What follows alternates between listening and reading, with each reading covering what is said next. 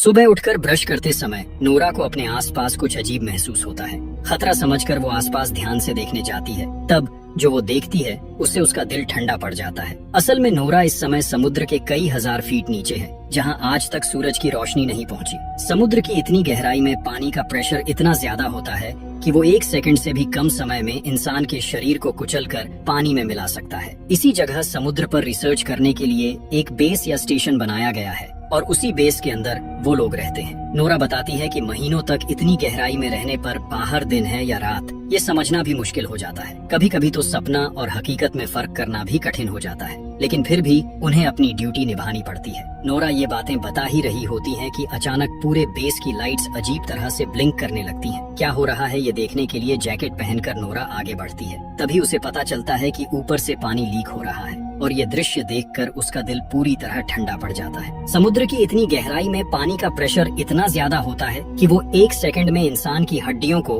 Powder की तरह कुचल सकता है। लेकिन नोरा इसके बारे में ज्यादा सोच भी नहीं पाती कि अचानक बेस की दीवार टूट जाती है और अंदर पानी घुसने लगता है। अपनी जान बचाने के लिए नोरा पूरी ताकत से दूसरे कॉरिडोर की तरफ दौड़ने लगती है और सो रहे दूसरे क्रू मेंबर्स को जगाने की कोशिश करती है। ऐसा खौफनाक मंजर देखकर वहां मौजूद सभी लोग चिल्लाते हुए नोरा के पीछे दौड़ने लगते हैं। काफी कोशिश के बाद वो लोग एक दूसरे रूम तक पहुंच जाते हैं, लेकिन उस रूम के डोर का सिस्टम फेल हो चुका होता है, इसलिए वो किसी भी तरह लॉक नहीं हो रहा था। समय बर्बाद किए बिना नोरा जल्दी से अपने हाथों से उस डोर के सिक्योरिटी सिस्टम को ठीक करने लगती है। तभी वो देखती है कि कई क्रू मेंबर्स पानी से लड़ते हुए अपनी जान बचाने के लिए उनकी तरफ दौड़ रहे हैं। नोरा चिल्लाकर उन्हें और तेज दौड़ने के लिए कहती है, लेकिन डोर तक पहुंचने से पहले ही समुद्र का पानी उन्हें पूरी तरह निगल लेता है। ये भयानक दृश्य देखकर उनमें से एक नोरा से कहता है कि जल्दी से डोर बंद कर दो, वरना सब मर जाएंगे। आखिरकार नोरा फिर से बटन दबा देती है और आखिरी पल में जोरदार आवाज के साथ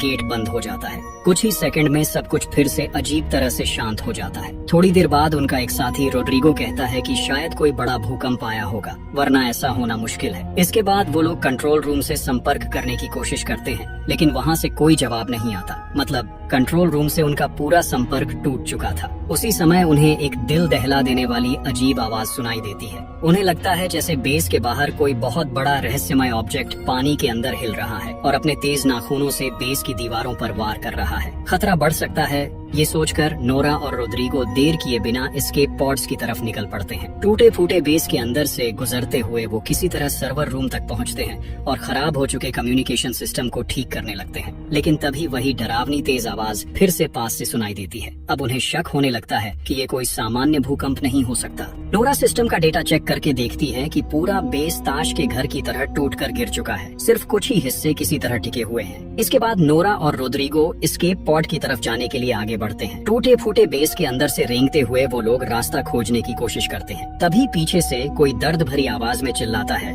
मुझे बचाओ। नोरा पीछे मुड़कर देखती है कि उनका साथी पॉल मलबे के नीचे दबा हुआ है। नोरा और रोड्रिगो मिलकर काफी कोशिश के बाद उसे बाहर खींच लेते हैं। अब तीनों मिलकर एस्केप की तरफ बढ़ने लगते हैं। आगे का रास्ता इतना तंग हो चुका होता है कि उन्हें रेंगते हुए आगे बढ़ना पड़ता है। सबसे आगे नोरा होती है। अचानक उसकी नजर एक डेड बॉडी पर पड़ती है। उस आदमी की आंखें अभी भी खुली हुई थी और उनमें इतना डर था कि लगता था मरने से ठीक पहले उसने कोई बहुत डरावनी चीज देखी थी। ये दृश्य देखकर उनके मन में डर बैठ जाता है कि शायद समुद्र की गहराई में कोई भयानक चीज जाग चुकी है जो इंसानी कल्पना से भी बाहर है। काफी मुश्किलों के बाद वो लोग आखिरकार पॉड रूम तक पहुंच जाते हैं, लेकिन पॉड रूम में पहुंचकर उनके पैरों तले जमीन खिसक जाती है, क्योंकि वहाँ एक भी एस्केप पॉड नहीं बचा था। वहाँ सिर्फ कैप्टन लूसियन खड़े थे, लेकिन डोर लॉक होने की वजह से वो अंदर फंसे हुए थे। नोरा किसी तरह बाहर से डोर खोल देती है। बाहर आने के बाद कैप्टन बताते हैं कि जितने भी पॉड्स थे उनमें बाकी क्रू मेंबर्स को पानी की सतह की तरफ भेज दिया गया है। अब उन्हें किसी भी तरह सबमर्सिबल रूम तक पहुंचना होगा। नोरा कैप्टन से कहती है कि पूरा बेस लगभग नष्ट हो चुका है।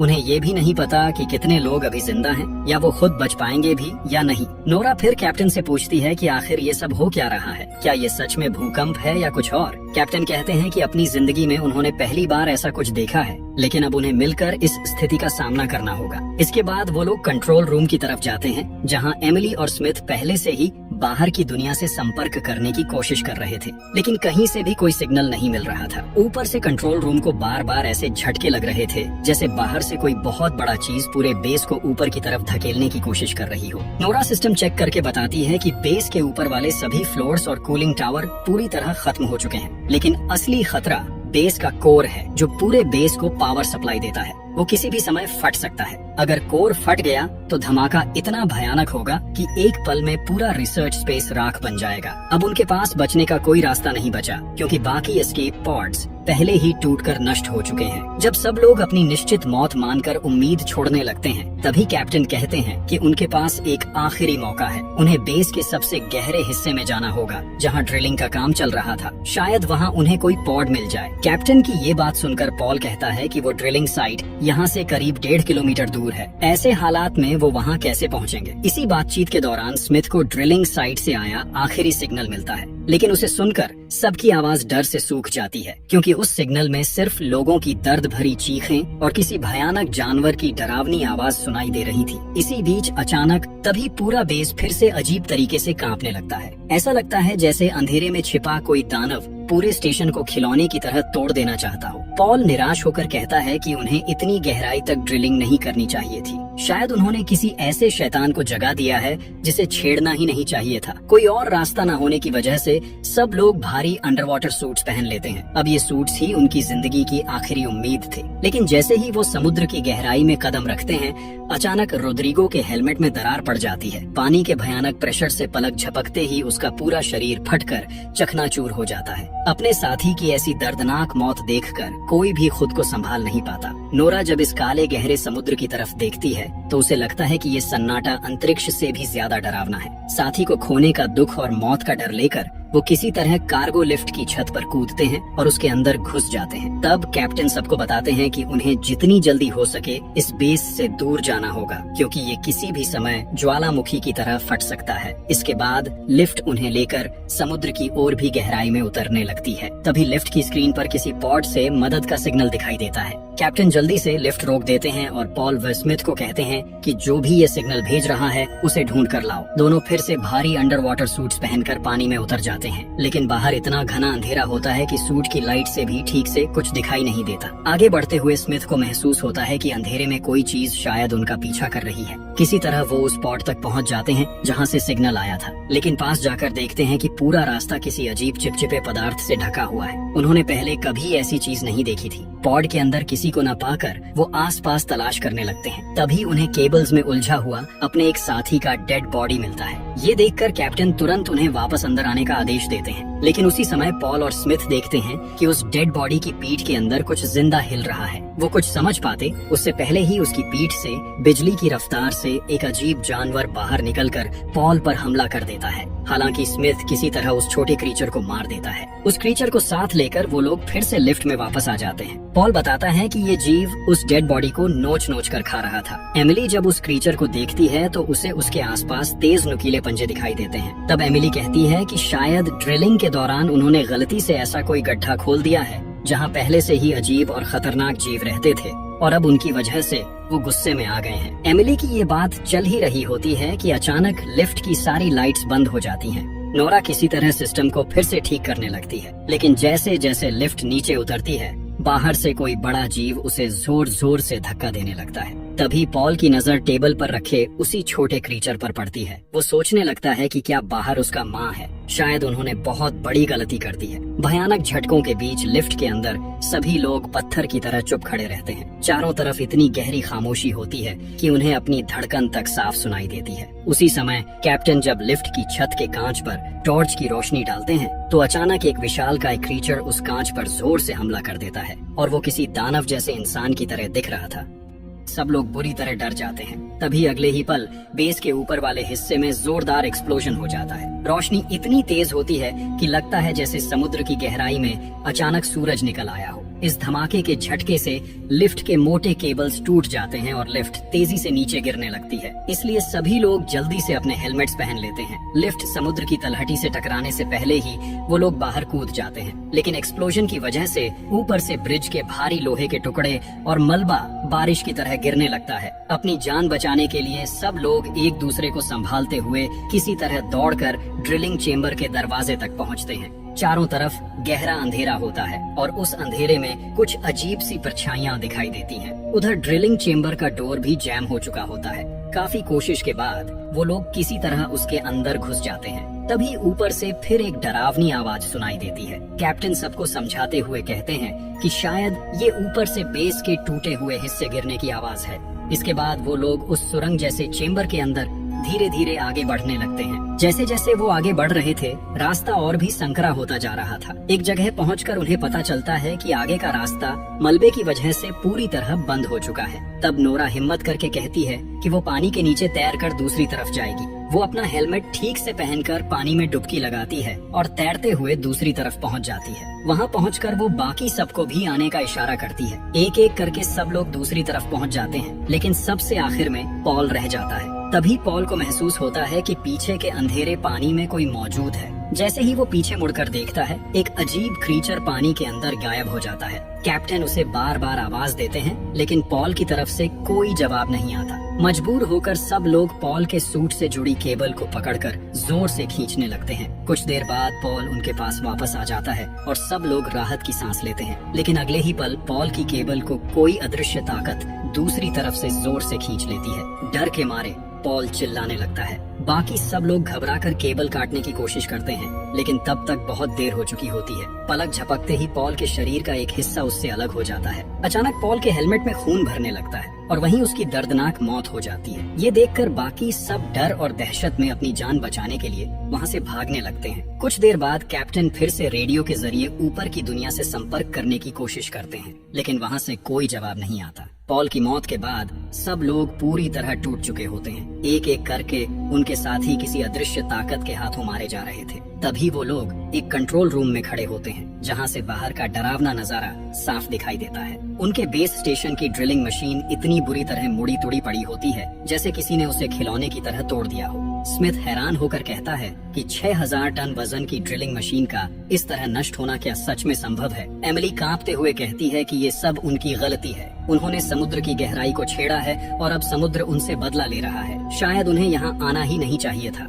कैप्टन सबको शांत करते हुए कहते हैं कि उन्हें यहाँ ज्यादा देर नहीं रुकना चाहिए, लेकिन स्मिथ बताता है कि उसका सूट डैमेज हो चुका है और अगर वो बाहर गया तो पानी का प्रेशर सह नहीं पाएगा। इसलिए वो बाकी सबको कह देता है कि उसे छोड़कर आगे बढ़ जाए। स्मिथ कहता है कि अगर वो साथ गया तो सबकी जान खतरे में पड़ सकती है, लेकिन कैप्टन उसे हिम्मत देते हैं और किसी तरह उसका सूट ठीक कर देते हैं। इसके बाद सब लोग पानी के अंदर से ड्रिलिंग साइट की तरफ निकल पड़ते हैं, क्योंकि शायद वहीं एस्केप पॉड्स मिल सकते हैं। पानी के नीचे चारों तरफ घना अंधेरा होता है। तभी नोरा को महसूस होता है कि उसके पीछे कोई है। वो टॉर्च जलाकर देखती है, लेकिन उसे कोई दिखाई नहीं देता। फिर भी उसके मन में एक अजीब डर बना रहता है। उसे बार बार लगता है कि कोई उसके बहुत पास से होकर गुजर रहा है। अचानक नोरा के सामने से एक अजीब क्रीचर तैरता हुआ निकल जाता है। ये देखकर सब लोग डर कर अंधेरे में इधर उधर देखने लगते हैं। कैप्टन तुरंत सबको सूट की लाइट्स बंद करने का आदेश देते हैं। इसी दौरान उन्हें पता चलता है कि स्मिथ कहीं दिखाई नहीं दे रहा। सब लोग उसे ढूंढने लगते हैं। तभी नोरा देखती है कि कोई अजीब चीज स्मिथ को घसीट कर ले जा रही है। नोरा हिम्मत करके उस क्रीचर के पीछे जाती है। वो अजीब क्रीचर स्मिथ को खींचते हुए एक संकरी गुफा के अंदर ले जाता है। कैप्टन बिना एक पल गंवाए उसी गुफा के अंदर घुस जाते हैं। काफी अंदर जाने के बाद कैप्टन को स्मिथ मिल जाता है। किस्मत से स्मिथ अभी जिंदा होता है। कैप्टन उसे खींचकर बाहर ले आते हैं,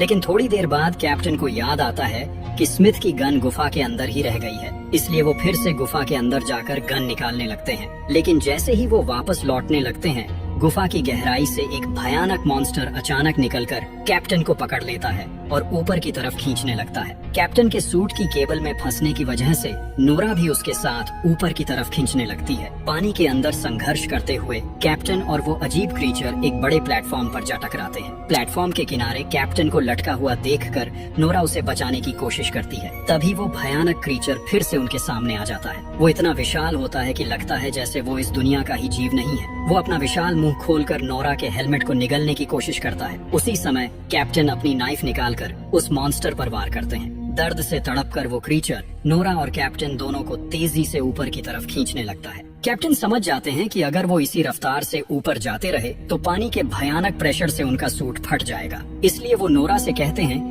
कि केबल काट दो वरना वो भी मर जाएगी। लेकिन नोरा ऐसा करने के लिए तैयार नहीं होती। तब मजबूर होकर कैप्टन खुद ही अपनी नाइफ से केबल काट देते हैं और खुद को अलग कर लेते हैं। नोरा अलग होते ही अगले ही पल एक भयानक एक्सप्लोजन में कैप्टन की मौत हो जाती है। उसी धमाके में उनका सूट और शरीर पानी में बिखर जाता है। उस एक्सप्लोजन के झटके से नोरा नीचे समुद्र की तलहटी में बेस के एक छोड़े हुए हिस्से में जा गिरती है। वो जगह पूरी तरह सुनसान और खामोश होती है। किसी तरह अंदर जाकर नोरा मानसिक रूप से टूट जाती है, क्योंकि उसे नहीं पता कि स्मिथ और एमिली जिंदा हैं या नहीं। वो रेडियो से पागलों की तरह एमिली और स्मिथ से संपर्क करने की कोशिश करती रहती है, लेकिन कोई जवाब नहीं मिलता। फिर नोरा ऊपर पड़े कुछ उपकरणों से एक पुराना सूट किसी तरह ठीक कर लेती है और उसे पहनकर दोबारा पानी में उतरती है ताकि एमिली और स्मिथ को ढूंढ सके। तभी रेडियो में एमिली की आवाज सुनाई देती है। उसी समय नोरा दूर अंधेरे में एमिली के सूट की लाइट चमकती हुई देख लेती है। काफी मुश्किल से वहाँ पहुँचने पर नोरा देखती है कि एमिली स्मिथ को घसीटते हुए आगे ले जा रही है, क्योंकि स्मिथ बहुत बुरी तरह घायल हो चुका था।